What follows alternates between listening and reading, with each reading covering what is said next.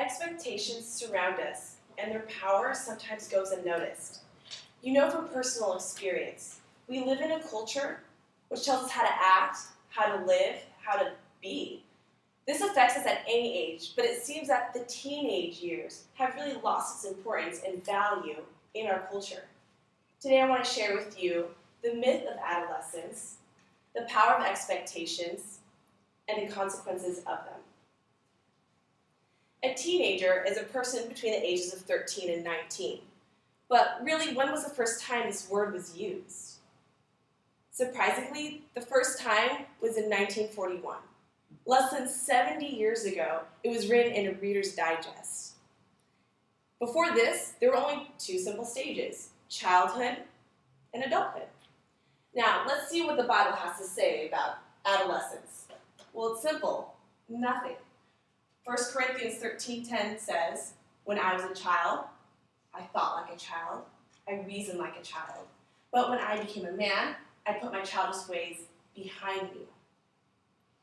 Now, it's clear for our culture that there are more than two stages of life. They have created this comfortable transition stage in between where it's okay not to have clear direction, nor a sense of urgency of leaving that comfort of being a child. They are adults, but only in a legal sense. Now that we see that this myth of adolescence, there is an unrecognizable power of expectations, as authors Alex and Brett Harris talk about in their book. Now, as Henry Ford from Ford Automobiles have once said, "Whether you think you can or whether you think you can't, you're right." These expectations weren't always so low. Let's take an example of Clara. She was born in 1821. At a young age, she already showed qualities of an experienced nurse. She was 14 years old when she became a nurse, and by the time she was 17, she was already teaching others. Clara Barton, along with saving lives, became the founder of the Red Cross Foundation. This accomplishment at such a young age was more common during those days. It's obvious to see that expectations have lowered, encouraging teens to take their time growing up. But adulthood is not as far away as it seems. Now that we see the power of expectations, the consequences of these low expectations come unexpectedly. Teens feel that adult years are nowhere near.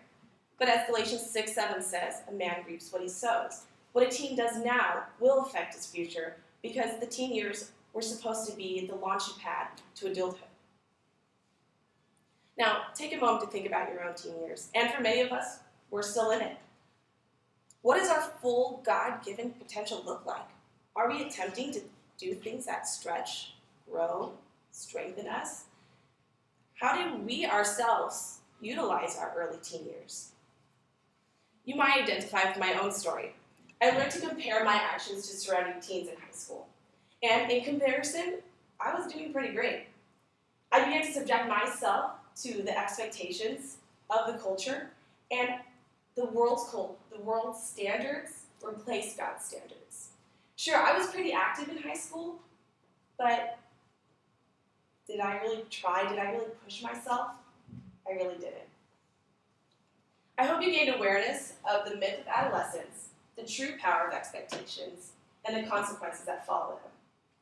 We have been conditioned by our American culture to stop when it feels hard, missing out on God's purpose for our teen years. Paul wrote to Timothy, a young leader in his days, "Don't let anyone look down on you because you're young, but set an example." 1 Timothy 4:12. Teenagers are the world's future leaders, making now a good time for them to prepare for that not-so-distant future. But sometimes a low expectation, causing them to feel satisfied where they are, might be that one small lie that's holding them, us, back. Thank you.